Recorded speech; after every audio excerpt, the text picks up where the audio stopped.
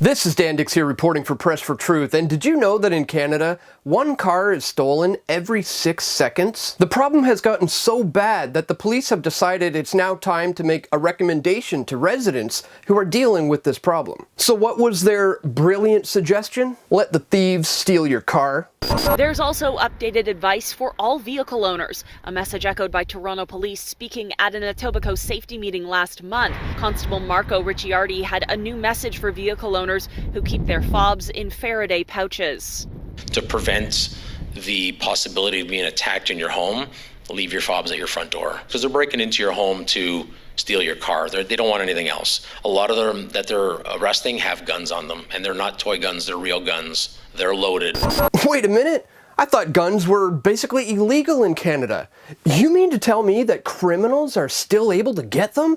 Well, maybe I should just leave the front door open as well. And perhaps I should offer them some cookies. If you thought this seems insane, well, you haven't been paying close enough attention. Because in Canada, we've never had the right to protect our homes or our properties. And more often than not, the rights end up being granted to the thieves or the home invaders. Case in point, check out what happened to a man in Halifax, Nova Scotia named Kyle Earl Monroe in 2017. On July 12th, 2017, 3 men entered his residence with guns drawn, and a struggle ensued with 2 men who were inside the home. The 2 men were able to fend off these home invaders while also managing to take away one of their guns. Shots were fired, causing the suspects to flee, and one of the suspects ended up getting hit, leaving him with non-life-threatening injuries. So how did the police react to this brave act of defending one's home and property from home invaders? They arrested the man who fended off the home invaders,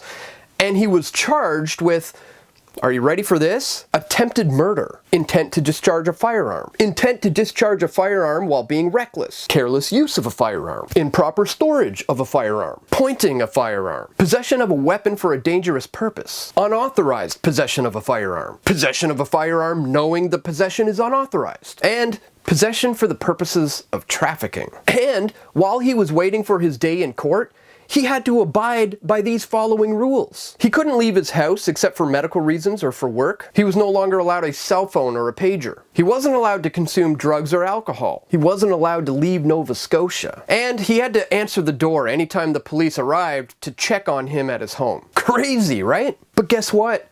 That wasn't even an isolated incident. Ian Thompson, an Ontario man, went through a similar ordeal when he woke up to 4 men throwing Molotov cocktails at his home. And considering that he lived a long way away from the police, not to mention he was also a former firearms instructor, he fired warning shots at his assailants, causing them to flee. And then he put out the fire that could have burned down his home, and then he called the police. Thompson was then charged, and he faced more jail time than his attackers.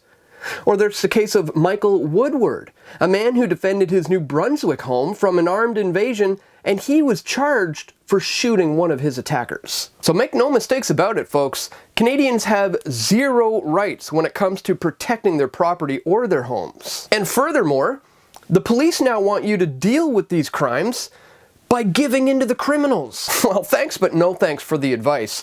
All this just has left me thinking one thing. You know that Second Amendment thing they have down there in the United States? Well, maybe it's time we get something very similar here in the Great White North. Let me know your thoughts in the comments section below. Should Canadians have a right to protect themselves from thieves and home invaders? Or should they do as the police say and just let the criminals commit the crimes?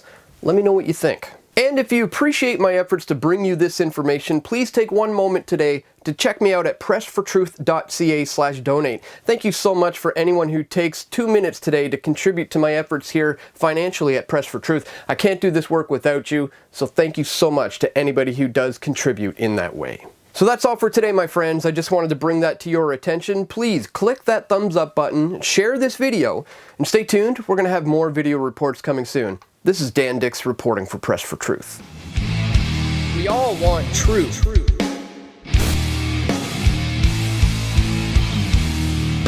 The truth will set you free.